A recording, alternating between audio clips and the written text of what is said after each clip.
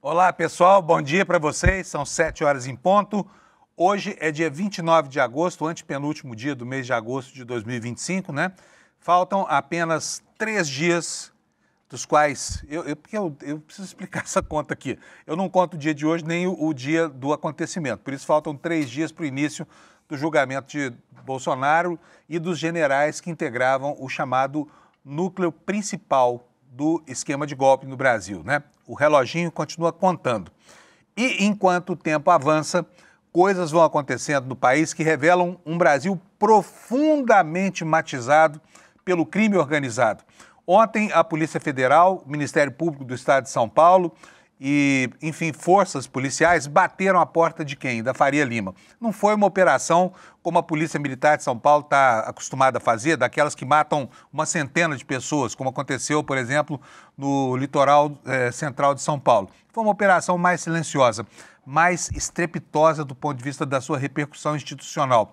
Mercados reagiram, investidores ficaram apavorados. A Faria Lima entrou em pânico, porque finalmente se descobriu o caminho que leva da bomba de combustíveis até os grandes fundos de investimento, por onde o capital do crime organizado passa até ser lavado, branqueado e voltar legalizado para o mercado formal.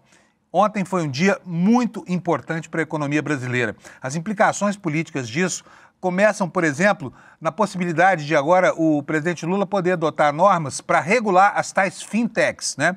Que são empresas de meios de pagamento, mas que se confundem muitas vezes com braços de pagamento do crime organizado. Você vai saber hoje aqui na nossa edição como é que funcionava esse esquema, como é que os postos de gasolina transformavam PIX em dinheiro para o crime organizado e quem é que estava envolvido com essas operações. Gente muito grande aí, hein? Como, por exemplo, a Reag Investimentos, com braços, inclusive, pelo mundo do esporte, né? E o Banco Genial, aquele das pesquisas Genial Quest, que a gente todo mês divulga aqui no nosso Desperta, tá bom? Então é isso, gente, noticiário super quente nessa sexta-feira.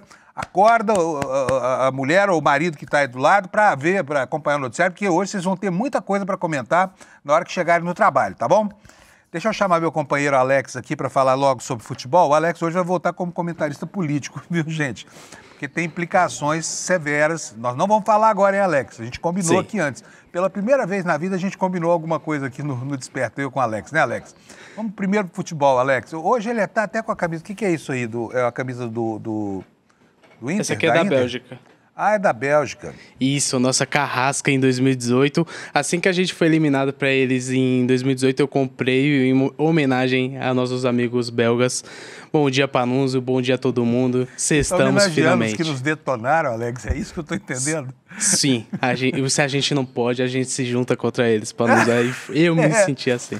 Isso é aplicação de Maquiavel ao mundo do futebol, viu? Se o inimigo é muito forte, junte-se a ele, né? Isso mesmo. Toca aí, Alex, vamos lá. O que mais nós temos no mundo do futebol por enquanto? Então, Panunzio, ontem foi um dia muito fraco. Quinta-feira e sexta sempre é um dia muito fraco no mundo do futebol, porém teve um jogo na Copa do Brasil, o jogo que finalizou o jogo de ida da Copa do Brasil nas quartas de finais. Ontem o Bahia ganhou de 1-0 do Fluminense, jogando em casa, gol do Luciano Juba aos 86 minutos. Lembrando que o Luciano Juba ele era um atacante no Sport e quando ele veio para o Bahia, ele se transformou no lateral esquerdo. O Rogério Ceni colocou ele como um ala esquerdo e eu acho que ele tinha que estar na convocação das eliminatórias da Copa do Mundo e infelizmente ele não está. Mas ele fez esse gol no finalzinho e deu essa vantagem que é minúscula, querendo ou não, que agora no dia 11 de setembro no Maracanã vai decidir essa vaga para as semifinais, Panunzio. Foi apenas isso. Sabe como é que é, Alex? Como é que tá o clima lá em Salvador, viu? Depois da goleada que o Vitória tomou do Flamengo, né? Sim. E agora o Vitória bate do Fluminense. Então, enfim, o pessoal do Fluminense deve estar massacrando os flamenguistas lá no Rio. Olha, o pessoal do... Desculpa aqui, vamos voltar aqui. Pessoal do Bahia. O pessoal do Bahia está massacrando o pessoal do Vitória lá em Salvador, né? Sim, lembrando, Panunzio, que assim que o Vitória foi eliminado, perdeu o jogo de goleada de 8-0, o treinador, que era o Fábio Carille, caiu, infelizmente, aí nisso O Vitória está sem técnico e os torcedores do Bahia devem estar muito felizes nessa semana pela goleada e pela vitória ontem, Panuza. Pois é, esse negócio, toda vez que o time perde, passa um vexame, paga um mico desse tamanho e cai o treinador, né? Eu fico até com pena, porque eu acho injusto, de repente, uma pessoa um dia porque foi mal num jogo, ainda mais no esporte como o futebol, né, que é um esporte do imponderado, caiu o técnico, dessa vez eu não fiquei com peninha dele não, viu, Alex? 8-0 é uma humilhação, né, acima do tolerável, né? Sim, isso mesmo, Panuzo, vamos nessa. Vamos nessa. Daqui a pouco o Alex volta como comentarista político hoje, tá, gente? Político e de economia e de polícia também, porque não falar, porque agora os assuntos estão totalmente imbricados, assim, né? Antes de falar do que você quer ouvir, vou falar sobre o seu dia hoje em relação à condição do clima, meteorologia, né? E trago aqui para você já o mapa, aquele mapa que eu acho lindo do INMET, né? Mostrando aqui a previsão numérica para o dia de hoje. Olha, nós temos aqui uma mancha no Triângulo Mineiro. Será que vai chover no Triângulo Mineiro? Essa época do ano não chove de jeito nenhum por lá, hein? Mas no sul de Minas Gerais, na divisa com São Paulo e Rio de Janeiro, a previsão diz que vai chover sim, né? Tem esse núcleo aqui, olha, indo do amarelo ao vermelho, que são cores que marcam aqui a possibilidade de chuva, né? E aqui embaixo, no sulzinho do continente, nós temos já uma outra frente fria aí se preparando para atacar o nosso continente por aqui. Vamos ver como é que estão os avisos meteorológicos para o dia de hoje? Olha só. Isso aqui é o samba de uma nota só da meteorologia, né? Lá no norte do país, na calha norte do Amazonas, chuvarada. O pessoal está acostumado lá, não tem problema.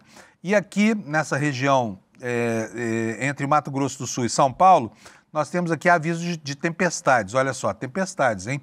Não é aquela tempestade assim, mas vai ter raio, trovão, essa coisa toda. Olha, chuva entre 20 e 30 milímetros, até 50 milímetros por dia, portanto nada que assuste muito, tá bom?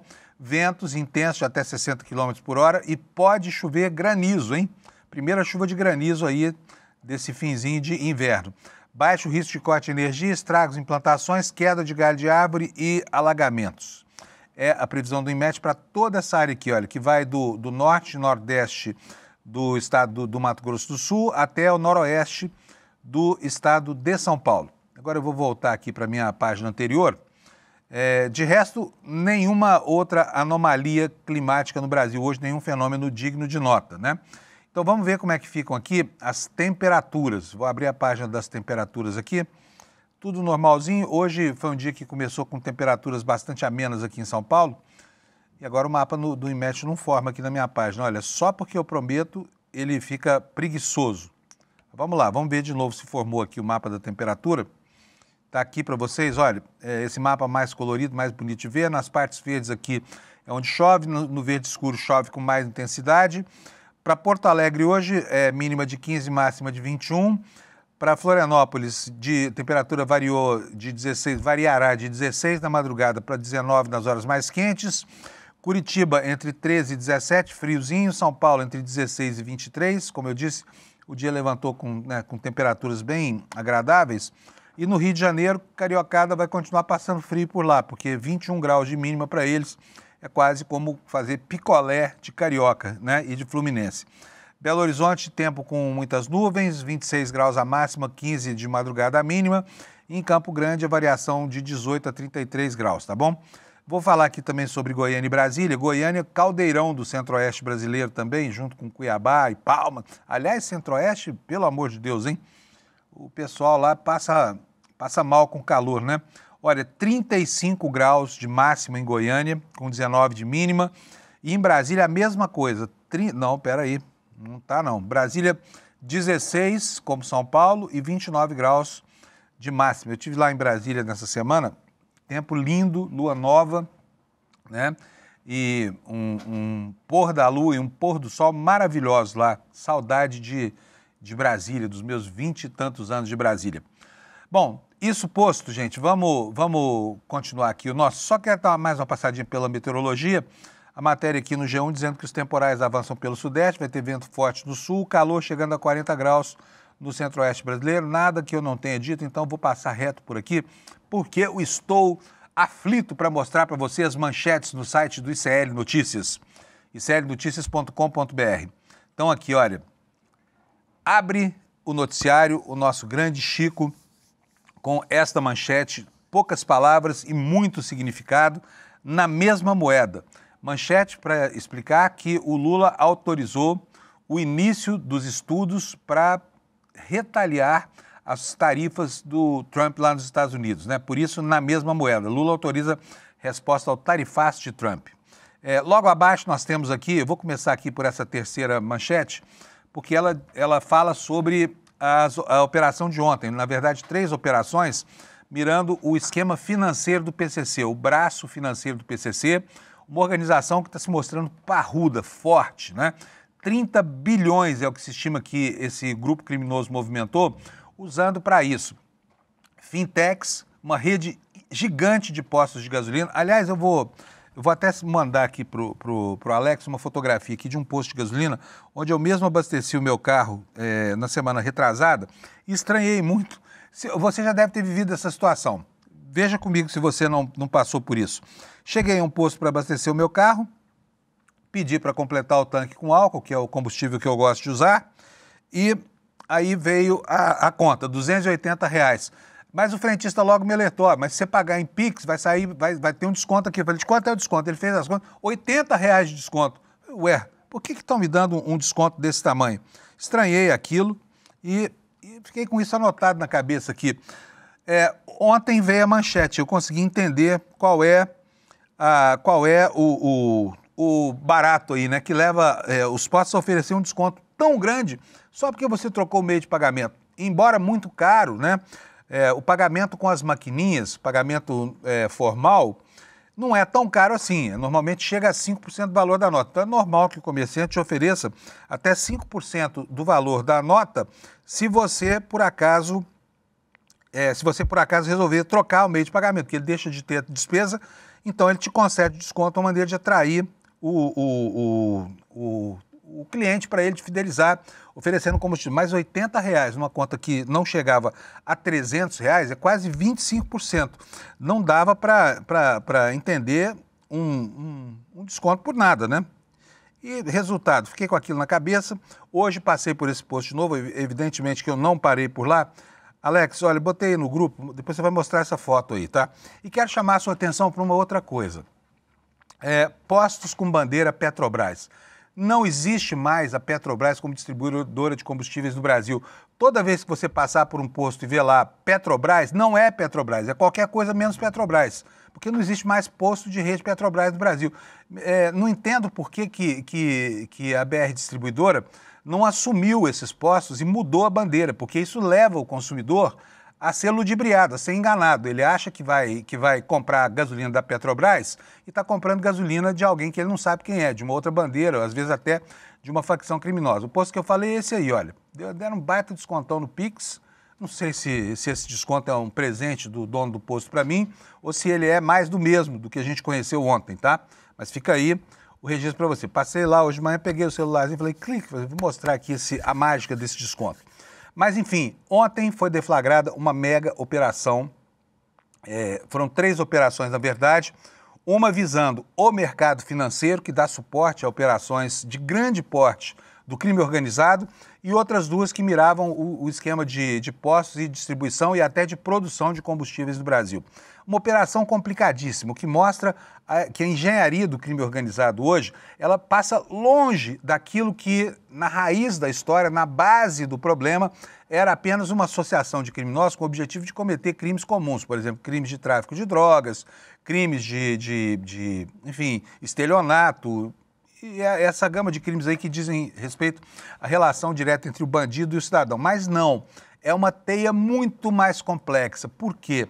Porque as atividades foram sendo diversificadas ao longo dos últimos anos na medida em que esses grupos se consolidavam.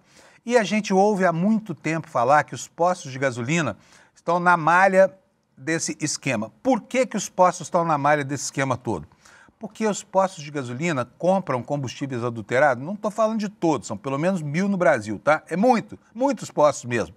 Compram combustíveis adulterados, antes eles já importaram combustíveis adulterados através, né, de uma malha de importadoras e depois de usinas de processamento mesmo, até de produção de etanol.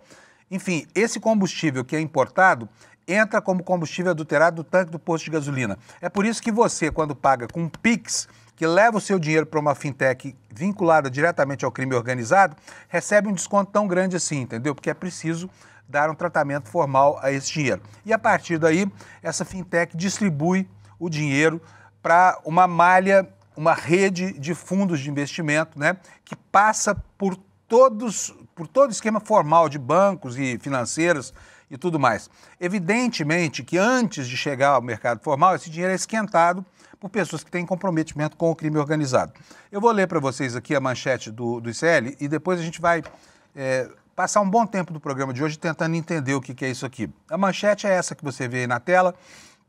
Mega operação mira um esquema bilionário do PCC no setor de combustíveis e só em impostos foram sonegados 7 bilhões e 600 milhões, é a previsão inicial. Previsão inicial, tá? Com a suposição de que essa malha criminosa movimentou mais de 30 bilhões de reais de dinheiro desviado aí para que fosse esquentado e voltasse, né, ao mercado formal. E aqui eu já deixo uma pergunta para você ir pensando aí. Uma pergunta que foi feita pelo Eduardo Moreira ontem. Nós estamos falando de 30 bilhões de reais. É dinheiro pra caramba, é dinheiro demais da conta. E você acha que esse dinheiro todo está em colchões? Foi o que perguntou o Eduardo Moreira ontem durante o N2, pergunta que a gente vai repetir hoje aqui. É óbvio que não, nem tem colchão para tanto dinheiro no Brasil. Esse dinheiro está nos bancos, esse dinheiro está bancarizado. E para chegar lá e ter uma aparência de dinheiro legal é que é feita toda essa operação muito complexa através de uma rede de empresas que estão comprometidas com o crime organizado, que estão ali exatamente para dar esse aspecto de legalidade a esses investimentos. Vou ler aqui para vocês aqui a matéria, então. Ela dá conta do seguinte: uma mega operação com cerca de 1.400 agentes cumpriu na manhã desta quinta-feira mandados de busca e apreensão e prisão em 8 estados para desarticular um esquema no setor de combustíveis comandado por integrantes da facção criminosa Primeiro Comando da Capital. O grupo sonegou mais de 7,6 bilhões em impostos federais, estaduais e municipais. Essa operação aconteceu em São Paulo, no Espírito Santo, Goiás, Mato Grosso do Sul, Mato Grosso, Paraná, Rio de Janeiro, Santa Catarina. Segundo as investigações, foram identificadas irregularidades em diversas etapas do processo de produção e distribuição de combustíveis no país. Mais de 350 alvos, entre eles pessoas físicas e jurídicas, são suspeitos de crimes contra a ordem econômica, adulteração de combustíveis, crimes ambientais, lavagem de dinheiro, fraude fiscal e estelionato. Segundo os investigadores, um dos principais eixos dessa fraude investigada passa pela importação irregular do metanol, que é um dos insumos da gasolina, né? Esse produto chega ao país pelo Porto de Paranaguá, não é entregue aos destinatários indicados nas notas fiscais. Em vez disso, ele é desviado e acaba sendo transportado clandestinamente com documentação fraudulenta e em desacordo com as normas de segurança. O metanol, altamente inflamável e tóxico, é direcionado a postos e distribuidoras, nos quais é utilizado para adulterar os combustíveis, como eu falei, gerando lucros bilionários à organização criminosa. Os investigadores identificaram mais de 300 postos de combustíveis do país, número que pode chegar a 1.000 postos, né, que atuam nessas fraudes aí.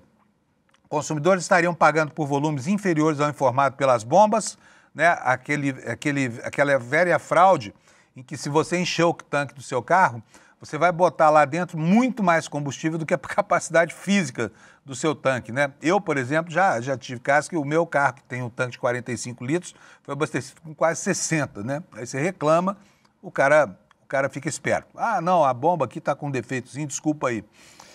Bom, proprietários de postos de gasolina que venderam seus estabelecimentos comerciais para a rede criminosa também não recebem os valores da transação e não receberam, né? Venderam os postos para o PCC, acabaram não recebendo e ainda acabaram sendo ameaçados.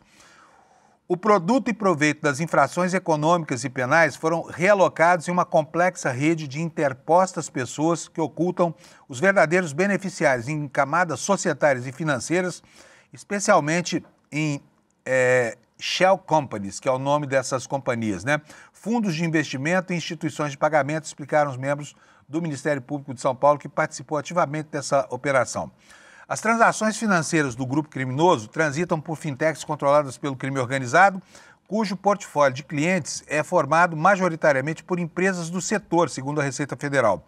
Pelo menos 40 empresas financeiras foram identificadas como financiadoras desse esquema criminoso dominado pelo PCC. E dessas aí, cerca de 30 são fundos privados de investimento, sobre os quais a gente vai falar mais daqui a pouquinho. Segundo as investigações, essas fintechs têm um patrimônio de 30 bilhões, ajudaram a comprar postos e caminhões de combustíveis, usinas de álcool, 2 usinas aqui no interior de São Paulo, fazendas no interior do estado e casas de luxo. A escolha das fintechs tinha o objetivo de dificultar o rastreamento dos recursos. E a ação de ontem foi coordenada pelo Ministério Público de São Paulo. Quem operou pelo Ministério Público foi o GAECO, né, o Grupo de Combate ao Crime Organizado. Também o Ministério Público Federal, as polícias federal, civil e aí entra a militar de São Paulo, que acabou fazendo com que o secretário de Segurança de São Paulo pegasse uma carona no anúncio de ontem, sem ter, inclusive, noção do que estava acontecendo, só por causa da participação pequena da PM nessa operação de ontem. Também participaram Receita Federal, Secretaria da Fazenda de São Paulo, Agência Nacional do Petróleo, Procuradoria-Geral do Estado de São Paulo, Ministérios Públicos de outros estados, que também apoiaram esta operação, que teve uma grande repercussão política. Então agora é hora da gente falar sobre implicação política, para daqui a pouco explicar a engenharia da fraude. Olha só, todo mundo ontem disputou um naco, né, sob os holofotes dos resultados dessa operação. Mas o mérito é mesmo do governo federal, né, que atuou com a Polícia Federal em 8 estados do país, e do Ministério Público do Estado de São Paulo, que não tem vinculação com o governo do Estado de São Paulo. Mas houve também a participação de forças de segurança locais em vários lugares do Brasil. Vamos mostrar para vocês aí o telegrama do Lula. O telegrama não, a tuitada do Lula ontem, né? O Lula faturou com o anúncio da operação de ontem, que, aliás, deveria ter sido deflagrada muito tempo atrás. Só não foi por causa do palpite azedo de um pequeno deputado, um moleque parlamentar, que estragou o que vinha sendo apurado secretamente, né, com uma bisbilhotice transformada em fake news, que daqui a pouquinho a gente vai ver. Mas está aí a manifestação do Lula. A população em todo o país assistiu hoje a maior resposta do Estado brasileiro ao crime organizado de toda a nossa história até aqui. Em atuações coordenadas que envolveram Polícia Federal, Receita Federal e Ministérios Públicos estaduais, foram deflagradas 3 operações simultâneas nos setores financeiro e de combustíveis, envolvendo 10 estados. O trabalho integrado, iniciado com a criação no Ministério da Justiça do Núcleo de Combate ao Crime Organizado, permitiu acompanhar toda a cadeia e atingir o núcleo financeiro que sustenta essas práticas. O nosso compromisso é proteger cidadãos e consumidores, cortar o fluxo do dinheiro ilícito, recuperar recursos para os cofres públicos e garantir um mercado de combustíveis justo e transparente, com qualidade e concorrência leal. Seguiremos atuando com coordenação e seriedade para dar segurança às pessoas e estabilidade à economia. Existe aqui, você pode perceber, um esforço do presidente Lula, um esforço muito justificável, né? Para evitar que o mérito por essa operação seja apropriado indevidamente por quem dela não participou, né? Caso do Derrite ontem na entrevista coletiva. Não tinha nada que está fazendo lá, mas estava lá o secretário de Segurança de São Paulo. E aqui vocês podem ver, bota aqui na tela, em tela grande, o Alex, olha, tá aqui, olha, quem participou segundo a nota, aqui, olha, Polícia Federal, Receita Federal, Ministério Público, Ministérios Públicos Estaduais. Não fala nada de Secretaria de Segurança Pública de lugar nenhum do Brasil, tá? Então é isso. Nós tivemos também 2 manifestações importantes ontem. Uma, primeiro, do presidente Lula, aliás, do ministro Lewandowski, que a gente vai ver agora, e do Haddad, que a gente vai ver em seguida. Então vou pedir para o Alex rodar para a gente o vídeo do Lewandowski, por favor. Hoje nós deflagramos uma das maiores operações da história contra o crime organizado, sobretudo em sua atuação no mercado legal. E eu ousaria dizer também que é uma das maiores operações em termos mundiais, graças ao entrosamento da Polícia Federal, dos órgãos fazendários, da Receita Federal, com a colaboração também de outros órgãos, como o Ministério Público de vários estados, aos quais agradecemos. Esta operação Carbono Oculto, voltada a desmantelar fraudes e sonegação fiscal no setor de combustíveis, que estão sendo articulados pelo pelo crime organizado. A outra operação foi a Operação Quasar, que tem como objetivo desarticular uma organização criminosa especializada em lavagem de dinheiro e gestão fraudulenta de instituições financeiras. A investigação identificou um esquema sofisticado que utilizava fundos de investimento para ocultar o patrimônio de origem ilícita. Neste momento estão sendo cumpridos 12 mandados de busca e apreensão nas cidades de São Paulo, Campinas e Ribeirão Preto, e a Justiça Federal autorizou o sequestro integral dos fundos de investimento utilizados para estas movimentações ilícitas e autorizou também o bloqueio de até 1,2 bilhão, que é o valor correspondente às autuações fiscais já realizadas, como também foi determinado o afastamento do sigilo bancário e fiscal de pessoas físicas e jurídicas. As investigações continuam, vão em frente, vão se aprofundar e certamente em breve teremos outros resultados. Pois é, né? Pois é. E com esse aprofundamento, essa palha de empresas, aí, principalmente do setor financeiro, tende a se ampliar, né? Você vai se lembrar que em dezembro do ano passado, o Ministério da Fazenda vinha preparando uma série de medidas para tentar enquadrar as fintechs no mesmo regime dos grandes bancos, no mesmo regime legal dos grandes bancos, né? E não conseguiu, houve um estardalhaço, o país reagiu mal, a direita, a extrema-direita, correu para as redes sociais para fazer uma campanha mentirosa dizendo que o governo ia taxar o Pix, né? O artífice dessa história toda, que é o ministro Fernando Haddad, ontem lembrou desse caso, né? E hoje, graças a isso, agora, nesses tempos atuais, o governo terá certamente a condição de fazer exatamente aquilo que poderia ter sido feito lá atrás e só não pôde fazer, principalmente em decorrência da atuação de um deputado moleque chamado Nicolas Ferreira. É o jeito como eu me refiro a ele aqui, porque é um irresponsável completo. Mas o Haddad, antes da gente falar do Nicolas, lembrou disso ontem, não se esqueceu dessa história. E foi para as redes sociais lembrar que o governo agora vai tentar, sim, enquadrar as fintechs num regime que proteja o país da atuação de bandidos travestidos de rentistas e operadores do mercado financeiro. Bota o Haddad para a gente, por favor, Alex. A sofisticação do crime organizado hoje, ela exige da parte da Receita que nós consigamos decifrar o caminho do dinheiro, que é muito sofisticado. São muitas camadas, por exemplo, envolvendo fundos fechados, em camadas em que para você chegar no patrimônio do criminoso, você precisa da inteligência dos auditores fiscais que vão lá abrir as contas desses fundos e entender para onde o dinheiro está chegando, Se não fosse por isso, nós não teríamos conseguido chegar a mais de 1.000 postos de gasolina, 4 refinarias, mais de 1.000 caminhões que estavam à disposição do crime organizado para transportar o combustível, geralmente adulterado. Às vezes a adulteração começa na importação, fraudada muitas vezes. Olha, tudo isso que nós estamos conhecendo agora já era sabido há 8 meses e 10 dias, tá? Quando essa operação deveria ter sido deflagrada, lá em janeiro, dia 15 de janeiro do ano passado. E tudo teve que ser embargado até que a condição do processo investigatório fosse restaurada e o Brasil pudesse se livrar da peste de que estava atuando contra o mercado financeiro numa operação aí de cunho ideológico, né? A ideia de que o governo pretendia taxar o Pix e investigar as fintechs contra o interesse do cidadão foi disseminada principalmente pelo deputado Nicolas Ferreira, né? Deputado Nicolas Ferreira, que fez um vídeo, você há de se lembrar, que teve milhões e milhões de visualizações, foi impulsionado, ele emulsificou a reação da extrema-direita no parlamento e acabou estigmatizando aquela proposta que o ministro Fernando Haddad fez acompanhar da apresentação do projeto que visava dar isenção do imposto de renda para quem ganha até R$5.000 por mês. Isso foi lá em dezembro, aquela confusão toda do Pix, né?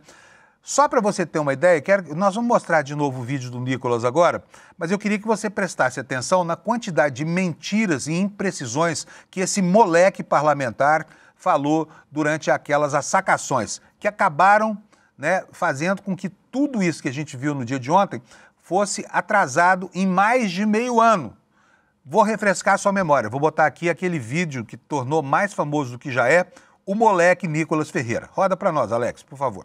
O governo Lula vai monitorar seus gastos com cartão de crédito e Pix, que movimentam movimentam acima de R$5.000 para pessoas físicas e 15 mil para empresas. Isso todo mundo já sabe. E não, o Pix não será taxado. Mas é bom lembrar que a comprinha da China não seria taxada, foi. Não ia ter sigilo, mas teve. Você ia ser isento do imposto de renda, não vai mais. Ia ter picanha, não teve. O Pix não será taxado, mas não duvido que possa ser. Enfim, quem será mais afetado com essa medida será o trabalhador informal. Feirantes, o seu João que vende picolé como ambulante, motorista de Uber, pedreiros, entregadores de iFood. Todos aqueles que lutam diariamente para ganhar vida honestamente vão sofrer. Esses trabalhadores que já vivem no aperto agora terão suas movimentações vigiadas como se fossem grandes sonegadores. Se fizer uma vaquinha para pagar o churrasco, vai ser complicado de explicar no imposto de renda. O amor tá custando caro demais. Essa maioria de brasileiros, muitos não declaram imposto de renda, porque senão não conseguem pagar suas contas. Se é difícil sem declarar, imagina o PT tirando 27,5% que você ganha. É impossível sobreviver. Sendo assim, esses milhões de brasileiros não vão mais usar cartão de crédito, Pix, débito ou transferência bancária para não cair na mira do governo, que só tá pensando em arrecadar sem te oferecer nada. O país não estava quebrado? Agora todo mundo tem 5 mil na conta? Vem cá, gênio, que eu vou te explicar. Basta ter 5 mil movimentados na conta para entrar na mira da receita. Ou seja, o Uber que gastou com gasolina, manutenção, freio, suspensão, limpeza e outros custos e movimentou 5 mil na conta, ele tem 5 mil livre no bolso? Claro que não. O ambulante que movimenta acima de 5 mil no mês para sustentar a família agora está na mira da receita. O entregador do iFood que corre horas para fazer sua meta também está. O governo diz que essas medidas são modernização fiscal. Conversa para boi dormir. Ai, quem não deve não teme. Ah, é mesmo? Mas é demais, né? Fala a verdade. É muita irresponsabilidade. Não se pode nem atribuir isso à pouca idade desse irresponsável, mas o fato é o seguinte, ele enumerou tantas razões falsas e tanta coisa que efetivamente nem estava em estudo, que não aconteceu, não aconteceria de qualquer forma, e acabou com a sua ânsia, né, de prestar serviço, sabe-se lá a quem, criando um ambiente muito ruim para as investigações que vinham acontecendo. E agora está pagando o preço disso. Por quê? Não se sabe se isso foi molecagem ou tem gente até dizendo que o Nicolas podia estar já atuando em nome do crime organizado, hipótese com a qual eu não compactuo, tá? Mas tem. Eu vou mostrar para vocês quem é que está falando isso. Ontem, por exemplo, houve uma ação, aliás, houve 2 ações concretas contra ele. Uma dessas está aí, é do deputado Raimundo, do PT, dizendo que acabou de enviar à Procuradoria-Geral da República um pedido de investigação contra o Nicolas Ferreira. O vídeo sobre o Pix beneficiou organizações criminosas? Pergunta aqui o deputado Raimundo. Existe relação com o primo dele, que foi preso com carregamento de drogas? A sociedade quer explicações, e quer mesmo, porque essa molecagem do Nicolas teve consequências. Fez o governo adiar, né, medidas que deveriam ter sido tomadas lá atrás para conter a ação. Nós estamos falando de PCC, não estamos falando do punguista da esquina, não, tá? Então, nós estamos falando de PCC. A quem é que o Nicolas servia naquele momento? Será que ele agiu consciente ou inconscientemente? Boa pergunta do deputado Raimundo. E o deputado Lindbergh Farias, que é líder do PT, também lembrou do episódio, porque na época da crise do Pix, lá em dezembro, janeiro, ele realmente fez um vídeo avisando que aquela falsificação do Nicolas Ferreira podia estar a serviço do crime organizado. E nós vamos mostrar aqui agora, porque ontem o deputado Lindbergh também lembrou disso. Bota para nós, por favor, Alex. Vamos lá, o Alex está procurando aqui o vídeo. Achou aí? Tá, beleza, maravilha. Nós vamos baixar já o vídeo aqui do Lindbergh. Eu mandei para você aí, Alex. Mandei para você, tá na nossa... Vai entrar agora, então vamos lá. Bota aí o vídeo do Lindbergh mostrando como é que foi o posicionamento dele ao tempo da crise do Pix, lá 6, 7 meses atrás. Roda aí, Alex.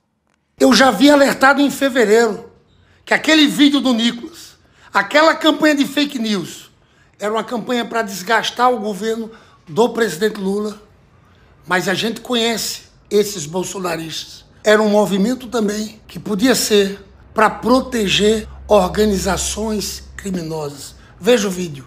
Nicolas e os bolsonaristas usaram a fake news do Pix não só para tentar desgastar o Lula, mas também para proteger organizações criminosas. E eu vou mostrar isso aqui. A Polícia Federal e o GAECO acabaram de fazer uma operação contra o PCC e 2 fintechs que eram operadas pelo PCC, a To Go Bank e a Eve Bank. Eles movimentavam dinheiro do crime. por essas duas fintechs sem fiscalização do poder público. O fato é que aquela campanha de fake news do Nicolas e daquela turma derrubou aquela instrução normativa, aquela fiscalização que tinha que acontecer com os fintechs. É por isso que o deputado Rogério Correia, do PT, em nome da bancada, entra com a notícia crime contra Nicolas Ferreira, para que a PGR apure possível práticas de divulgação de informação falsa sobre instituições financeiras, lavagem de dinheiro e organização criminosa. Várias e várias iniciativas parlamentares visando apurar, né, o que havia por trás dessa manifestação do moleque parlamentar Nicolas Ferreira, um irresponsável que, não sei se sabendo ou não, acabou trabalhando a favor dos interesses do crime organizado. Eu não estou afirmando que ele estava prestando serviço, muito menos que isso acontecia de maneira sabida, que era de maneira dolosa. Não, mas que serviu, serviu, como é óbvio por tudo que se viu, né? E ontem isso, como eu disse, gerou algumas iniciativas aí. O deputado Raymond, como você viu, pediu para investigar. E tem aqui também na capa do ICL uma outra informação, né? A Duda Salabert solicitou apuração sobre se existe algum elo entre as fake news do deputado Nicolas Ferreira, né? Naquela história de taxação do PIX, que é uma mentira clássica, né? E os interesses do PCC. O que nos diz aqui a matéria? A deputada federal Duda Salabert protocolou nessa quinta um ofício na Procuradoria-Geral da República pedindo abertura de investigação sobre a possível relação entre a revogação de uma instrução normativa da Receita Federal e os esquemas de lavagem de dinheiro do PCC revelados pela Operação Carbono Oculto. No documento, a parlamentar afirma que a revogação da norma ocorreu após a onda de desinformação que ficou conhecida como a fake news do PIX taxado. Fake news do PIX taxado, né? Que foi impulsionada por um vídeo do deputado Nicolas Ferreira, do PL de Minas Gerais. Essa medida derrubada obrigava as fintechs e bancos a enviarem os dados agregados de transações financeiras ao sistema e-financeira, ampliando a capacidade de fiscalização da Receita Federal. Houve aquela gritaria, né? E isso acabou não acontecendo. E aqui a matéria nos informa também que, segundo o ofício, com essa revogação, as fintechs ficaram fora do alcance da Receita, criando um cenário em que teria facilitado as operações de lavagem. A subsecretária de Fiscalização do órgão, Andréa Costa Chaves, é citada no texto como responsável por alertar para esse enfraquecimento no controle. A informação Carbono Oculto informa que a Operação Carbono Oculto informa aqui o nosso texto, que foi deflagrada agora, nesse mês de agosto, pela Polícia Federal, identificou que entre 2020 e 2024 foram movimentados 52 bilhões de reais, 52 bilhões de reais em recursos ilícitos. É que a gente não faz conta de quanto é 52 bilhões, né? Eu vou dar uma referência para você. É a soma quase toda daquilo que os parlamentares usam como emendas parlamentares, tá? E aí, agora, tudo isso passa para a seara da investigação da relação entre o PCC e a política, não é? Bom, o Eduardo Moreira ontem teve uma participação muito feliz no N2, tá? Não estou falando isso porque ele é meu chefe, não, porque aqui não se alisa ninguém, nem o próprio chefe. Mas ontem ele conseguiu tornar tangível, tornar entendível, né? Como é que funcionava esse mecanismo. O Eduardo que é um homem que teve uma grande experiência no mercado financeiro e que entende dos mecanismos que podem levar a lavagem de dinheiro. Portanto, ele falou para a gente, explicou para a gente aqui, e é o que nós vamos mostrar agora, nessa primeira manifestação dele aqui, quando ele assegura que esse dinheiro, fazendo uma pergunta básica, tá? Como tudo deve ser, uma pergunta básica. Você acha que esse dinheiro, 30 bilhões, está em colchões? Você acha que cabe 30 bilhões de reais em colchões? Óbvio que não. Bota o Eduardo Moreira para a gente tentar entender o mecanismo dessa fraude. Por favor, Alex. Se esse é um negócio que negocia dezenas e dezenas de bilhões, quiçá centenas de bilhões por ano, esse dinheiro está em colchão? Vocês acham que esse dinheiro está em colchão? É óbvio que esse dinheiro não está em colchão. Esse dinheiro está em banco. Esse dinheiro está em banco. Esse dinheiro ou está em bancos lá fora, porque é isso que eles fazem, ou está em bancos aqui dentro. E mesmo a estrutura que eles estão falando hoje, aqui dentro, é a que tem lá fora. Você bota um monte de camadas. Então você faz uma empresa que é dono de uma empresa, que é dono de uma empresa, de uma empresa, de uma empresa, de uma empresa, de uma empresa. Uma delas você põe até lá fora, você nunca consegue chegar no dono final. Só que aí o que eles fazem hoje? Então eu falei, o dinheiro é obtido através de uma atividade criminosa, esse dinheiro, ele passa por essa lavanderia para poder gerar, e tem um custo passar pela lavanderia, porque aí você paga como se fosse um imposto sobre o negócio, mas aí também entram todas as artimanhas fiscais, crédito tributário, subsídio, que vários setores têm, eles entram nesses setores, mas aí você entra com o dinheiro de uma maneira legal, que não é legal, é pretensiosamente legal, e aí esse dinheiro é aplicado através de ele vai para uma fintech, e essa fintech aplica esse dinheiro ou num banco, numa estrutura dessa que tem várias camadas, ou, que é o que mais acontece hoje, compra uma criptomoeda, e aí quando comprou a criptomoeda, sumiu. Pois é. E tem gente que acha que criptomoeda deve correr livre por aí sem nenhum tipo de regulação, né? No acesso entre o comprador dessas moedas e, enfim, os órgãos de regulação. E, bom, o Eduardo, além de falar sobre isso, ele mostrou para nós quais são os segmentos que são mais vulneráveis a esse tipo de achaque, né? E entre eles, obviamente, está esse dos postos de gasolina, porque não resta dúvida mais, a partir da operação de ontem, mais de 1.000 postos, milhares de caminhões, empresas de processamento de combustíveis, também estacionamentos, né, que pegam dinheiro em caixa dos seus consumidores de serviços. E o Eduardo foi além, disse que é preciso também investigar as igrejas, embora não haja ainda nenhum tipo de vínculo entre essas denúncias e as igrejas. Mas é bom ficar atento, eu vou mostrar para vocês por quê, segundo a fundamentação do Eduardo Moreira. Roda para a gente, por favor, Alex. Postos de gasolina e estacionamentos são muito usados para isso. Qual outra? Que essas pessoas morrem de medo. E, infelizmente, eu acho que a probabilidade de entrar nessa jogada é muito pequena, mas tinha que entrar. Tinha que entrar. A gente tinha que ter coragem para entrar. As igrejas. Você sabe quantas igrejas tem registradas no Brasil? Chuta. A última vez que eu vi eram 170 mil. Caramba. 170 mil igrejas. Você acha que tem 170 mil igrejas registradas para as pessoas orarem, mostrarem sua devoção, poderem ali entrar num estado de meditação, de encontro, Não é. A gente sabe porque tem 170 mil igrejas no Brasil, que é uma coisa fácil de você fazer. Quanto que entrou de dízimo? E aí? Pode ter entrado qualquer coisa. Qualquer valor. Não paga imposto. Pode ter entrado qualquer valor. Só que aí na igreja a turma tem... Não, mas se eu mexer com isso vai parecer que eu estou ferindo a liberdade religiosa. Ou tem regra ou não tem regra. Ou tem lei ou não tem lei. É isso aí, gente. Tem tanta coisa para remover de debaixo dos tapetes, né? Dessa aparência aí de seriedade, né? Das camisas de gola polo, dos coletinhos da Faria Lima, né? Da liturgia dos cultos, né?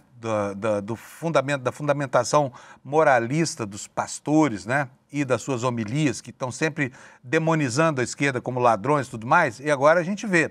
Ontem alguém disse, nem sei quem foi, não é um pensamento meu, mas o PT sempre foi acusado de roubar, ladrões, se referem ao Lula como ladrão dos 9 dedos e tudo mais, e o crime estava mesmo na Faria Lima, hein? A Faria Lima que deu tanto apoio ao principal adversário do campo progressista no Brasil, agora estão em péssimas condições. E vamos falar um pouco agora sobre a perfusão desse esquema justamente na Faria Lima. Como vocês sabem, são mais de 30 fundos, são várias empresas, são várias fintechs, e algumas delas chamam a atenção pelo nomão que tem, pelo nomão que ostenta, né? Um dos fundos suspeitos de operar, um dos fundos privados suspeitos de operar essa lavagem de dinheiro, se chama Redford Fundo de Investimento Multimercado, Crédito Privado, Responsabilidade Limitada. Está aqui para vocês um print de tela sobre as informações de quem é esse fundo. Tem um patrimônio líquido de 180 milhões, como você vê aí à direita do seu vídeo, olha aqui, olha, 179 milhões e 84 centavos, tá? E quem é que é o administrador desse fundo? Vou mostrar para vocês aqui. Pode botar aí, por favor, Alex. Pode botar isso. Olha só, administrador desse fundo, quem é? Presta atenção no detalhe aqui embaixo, olha. Rural Investimento de Gestão de Recursos Limitada, né? esse é o gestor do fundo, tá? Não é o dono do fundo. O dono do fundo é outra pessoa, é um único investidor, como a gente ficou sabendo depois, tá? Esse fundo pertence a essa empresa aí que se chama REAG. REAG, que é uma empresa famosa inclusive no mundo dos esportes. O Alex já vai explicar para você por quê. Que ontem correu e se apressou quando a Polícia Federal bateu na porta e divulgou aqui um fato relevante para os seus acionistas, porque é uma empresa que está cotada na B3, tá? REAG Investimentos, famosa, muito cotada aí. Os caras são convidados para todos os Converscotes da Faria Lima. Então essa empresa publicou um fato relevante, disse a REAG Investimentos e a Cibrasf, Companhia Brasileira de Serviços Financeiros, né? Em conjunto com a REAG Investimentos, em cumprimento ao disposto no artigo tal, informam aos seus acionistas e ao mercado em geral que na data de hoje estão sendo cumpridos mandados de busca e apreensão em suas respectivas sedes no âmbito da Operação Carbono Oculto. Trata-se de procedimento investigativo em curso. As companhias esclarecem que estão colaborando integralmente com as autoridades competentes, fornecendo as informações e os documentos solicitados e permanecerão à disposição para quaisquer esclarecimentos adicionais que fizerem necessários. As companhias manterão seus acionistas e o mercado informados sobre o desenvolvimento de assuntos objeto desse fato relevante. E aí vem a data. Aí aparece o controlador dessas empresas, chama Mansur. Eu vou chamar o Alex aqui porque é ele quem vai nos explicar quem é o tal do Mansur. Explica para nós o que é esse cara, quem é esse sujeito e qual é a interface entre ele e o Palmeiras, o seu time de futebol, Alex. Sim, lembrando essa operação Carbono Oculto, Panunzio, é o João Carlos Mansur. Ele está envolvido nesse caso porque ele é um dos fundadores da REAG Investimentos. Lembrando que o Mansur tem uma presença marcante no futebol, porque ele fez parte de toda a negociação para o acordo final entre Itália Torre e Palmeiras para a construção do Allianz Parque, além dele fazer parte do Conselho Deliberativo e o Conselho de Fiscalização, o COF do Palmeiras. Além disso, Panunzio, ele tem uma participação também com a presidente Leila Pereira, que está envolvida naquele caso de escândalo do INSS. Ele é um aliado próximo dela e eles têm reuniões constantes e tudo isso no futebol. Além disso, Panunzio, do Palmeiras, ele também fez parte da negociação para a compra da SAF do Juventus da Moca, lembrando que faz parte em 500 milhões de reais. E também, Panunzio, outra informação que eu apurei agora, ele também faz parte da REAG, administra o Fundo Arena, que aí controla o capital de contabilidade da Neoquímica Arena do Corinthians. Além disso, Panunzio, ele também fazia a gestão do Grêmio, porém o Grêmio foi comprado pelo empresário, uma parte, e nisso saiu a administração do clube gremista. Então, ele teria parte também no Palmeiras, Corinthians, Juventus da Moca e também no Sul, atuando pelo Grêmio também nessas negociações, Panunzio. Muito bom, Alex. Eu gostei muito de você como comentarista de economia e vamos abrir um espaço para você aqui com isso também, tá bom? Muito obrigado, Panunzio. Vamos nessa. Obrigado, Alex. Um abração para você. Então, vocês estão vendo que não é só o Palmeiras, né? É um monte de gente aí, clubes do sul do país, essa coisa toda. E nós também não estamos afirmando que esse Mansur é culpado ou inocente. O fato é que o nome da empresa dele está até as tampas envolvido com essa operação. A REAG aparece aqui, olha, isso aqui que eu estou mostrando para vocês, bota aí, por favor, Alex, são telas retiradas do próprio site da REAG, que eu consultei ontem à noite para saber quem é essa empresa, né? E essa empresa se gaba de ser, olha aí, você está vendo aí, ó, do canto direito, embaixo dessa estrelinha aí, a primeira entre as gestoras de fundos e administradoras independentes, quer dizer, fundos privados, tá? De um investidor só, ou de uma empresa só, tá? E eles anunciam, você está vendo aqui, tem uma bola grande, né, com o logotipo da empresa, embaixo à esquerda, que tem um patrimônio líquido de 267 bilhões, né? E do outro lado ele fala que tem patrimônio líquido de 295 bilhões de reais que eles administram. É dinheiro pra caramba. A REAG é uma empresa enorme, imensa. Outro nome que apareceu ontem foi qual? Do Banco Genial. A gente fala sempre aqui desse Genial, porque a Genial Investimentos, que pertence à mesma holding, ela faz aquela pesquisa, né, que é uma pesquisa importante com a agência Quest, que a gente fala aqui sempre. Olha, deixa eu correr aqui para o Genial, porque essa figura que você viu aí, eu vou falar sobre ela já já. A Genial Investimentos correu ontem para fazer um comunicado à imprensa. Pelo amor de Deus, a gente tinha aqui realmente um fundo que a gente não quer mais esse fundo aqui, paramos com esse fundo. A nota diz o seguinte, olha, o Banco Genial, instituição financeira com sede no Rio de Janeiro, inscrita sob CNPJ tal, foi surpreendido ao ver seu nome mencionado em uma série de notícias relacionadas à Operação Carbono Oculto, deflagrada na data de hoje. A instituição esclarece que tomou conhecimento do assunto unicamente... Estou olhando aqui o relógio para saber se eu não estou avançando no horário aqui do N1. Mas vamos lá. Não recebeu qualquer notificação oficial sobre a existência de procedimentos investigativos que a envolvam, seja direto ou indiretamente, pelo que se pôde apurar por meio de notas, cuida-se de denúncias relacionadas ao Redford Fundo de Investimento Financeiro Multimercado Crédito Privado. Eu falei errado, não é a REAG que administra. Quem administra é a Genial. Então está feita aqui a correção, tá? Esse fundo, que foi originalmente estruturado por outros prestadores de serviços essenciais, foi transferido ao Banco Genial em agosto de 2024, há exatamente um ano. Na ocasião, a instituição promoveu as devidas diligências abrangendo o investidor exclusivo, que você vai conhecer daqui a pouco, e os ativos que integravam a carteira. Desde então, o fundo opera nos termos do seu regulamento. Diante da menção do fundo em mídias de conotação negativa e até que os fatos sejam esclarecidos, o Banco Genial tomou a decisão de renunciar, nesta data, à prestação de todos os serviços a esse fundo. O Banco Genial sempre conduziu suas atividades com base nos mais elevados padrões de governança corporativa, ética e compliance regulatório, em estrita observância à legislação e regulamentação aplicáveis. Repudiamos veementemente qualquer tipo de ilação acerca de qualquer envolvimento da instituição com os fatos veiculados pela imprensa. Reiteramos que estamos inteiramente à disposição das autoridades para prestar todos os esclarecimentos se fizerem necessários, e assina aqui Banco Genial. Gente, isso aqui é uma notícia bombástica.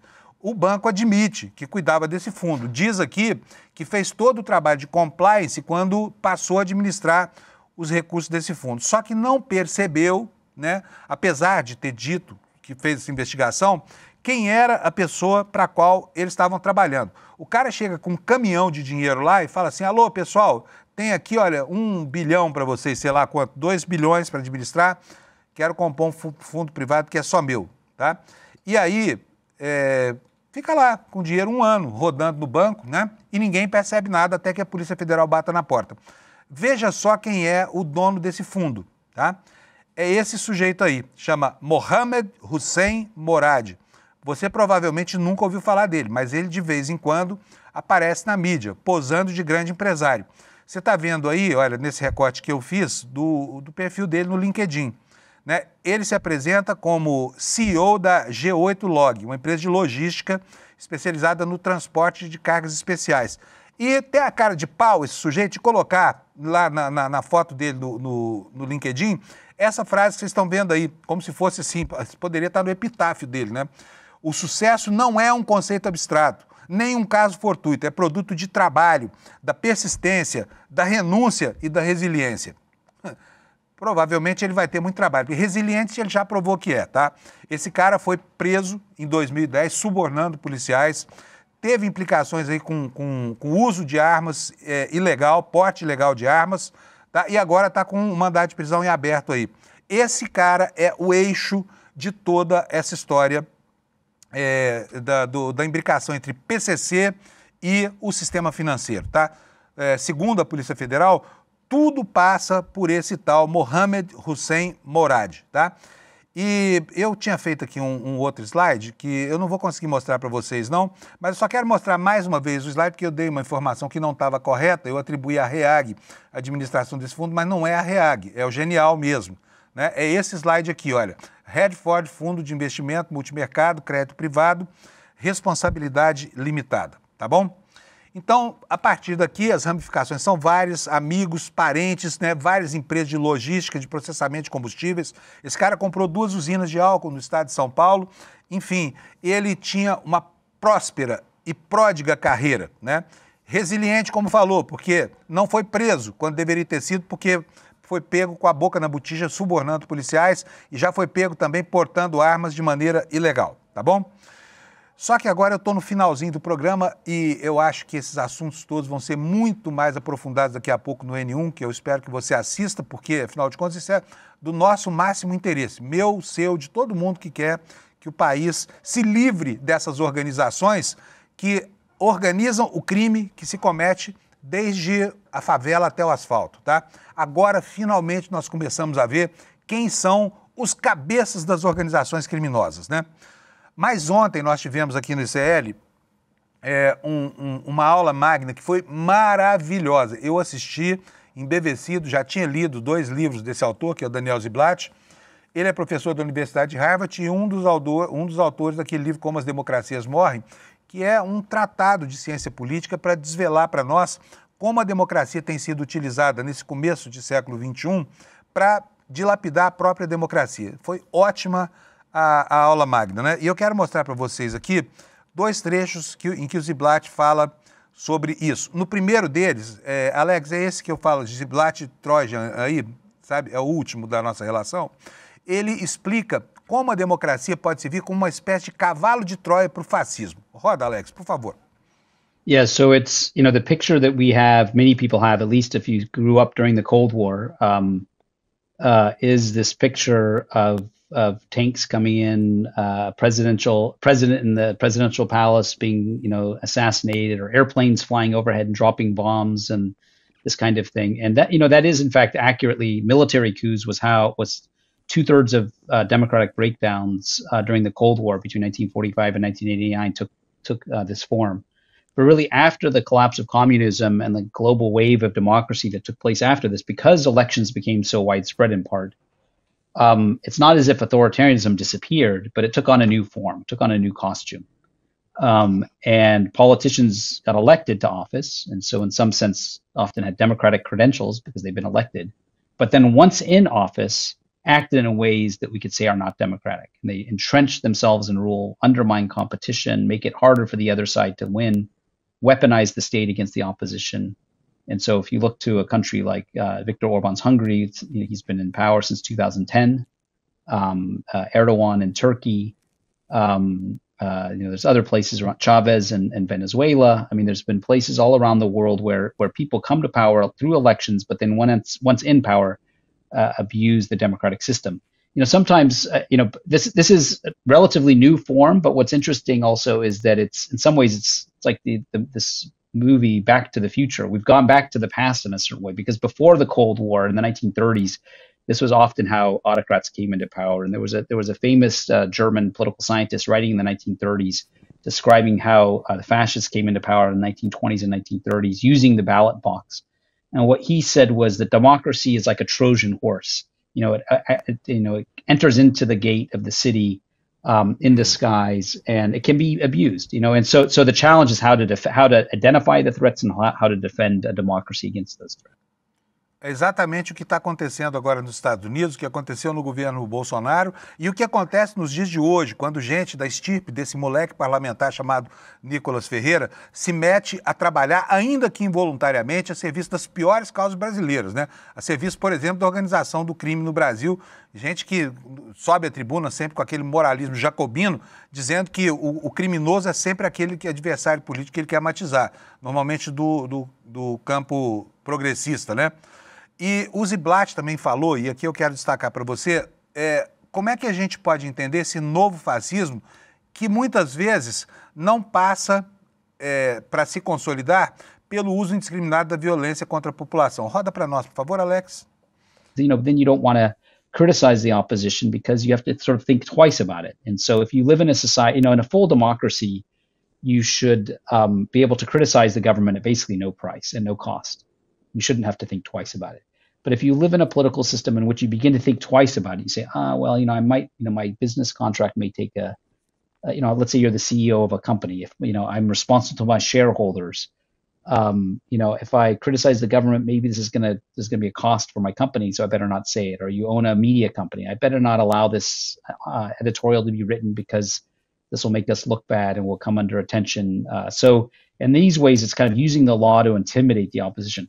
Now, that said, there's differences. I mean, who's to say where these regimes will end up? I mean, I think in many ways, we do see some political violence in the United States. There was a murder of politicians, and the greater the role of violence in the political system, and especially disorganized violence. That's like violence not organized by the state, but by kind of supporters, paramilitary groups. Then that begins to verge into something that more looks like fascism. Pois é, gente. é exatamente isso que acontece, né? De repente a gente vê, eles já chegaram, já estão por aí tomando conta de tudo. Você vai ficar agora no N1, onde esses assuntos vão ser muito mais aprofundados. Eu apenas fiz a apresentação aqui dos primeiros elementos para que você possa se informar minimamente. E quero anunciar para vocês já que, olha, no dia 31, né, daqui a mais 3 dias, é isso? Depois de amanhã. Depois de amanhã nós teremos aí a apresentação desse novo documentário do ICL, Deportados, Ódio e Racismo de Trump contra Imigrantes, né? Com a participação do William De Luca, do Jamil Chad e da nossa querida Heloísa, né? Heloísa Vilela. Eles fizeram esse documentário para mostrar para vocês como é que o fascismo faz imprimir as suas marcas na vida daquela que foi cotada um dia, né, por um erro de avaliação, como a maior democracia do Ocidente, que é a democracia americana. Então não perca, vai ser dia 31 de agosto, depois de amanhã, às 8 horas da noite, e o link está aqui para você participar. Olha, icl.com.br/estreia, tá?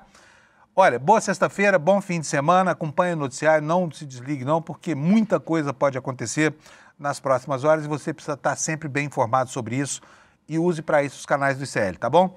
Tchau para vocês, até segunda às 7 da manhã, quando nós estaremos de volta aqui para repassar o que sobrou do Brasil depois do fim de semana. Tchau. We're going to stop the invasion of our borders. We're going to reclaim our wealth. O Trump coloca o migrante como se fosse o causador das grandes mazelas dos problemas americanos. Era um sonho que virou um pesadelo.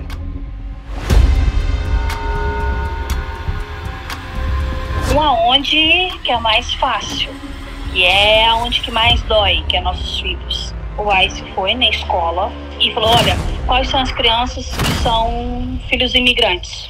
Faz a fila, nós vamos ligar para os pais vão ficar buscar. Eu fui tratado como terrorista. Agressão, perseguição dentro da cadeia, esperando eu dar um vacilo para me colocar numa solitária. Passando mal, crianças vomitando, mulheres passando mal, gente desmaiando. Igual cena de terror. Mas ser tratado com humanidade é uma obrigação de qualquer governo. Pretendo ir embora. Inclusive, estou mandando a minha filha embora, porque é muito arriscado ficar aqui. America is back.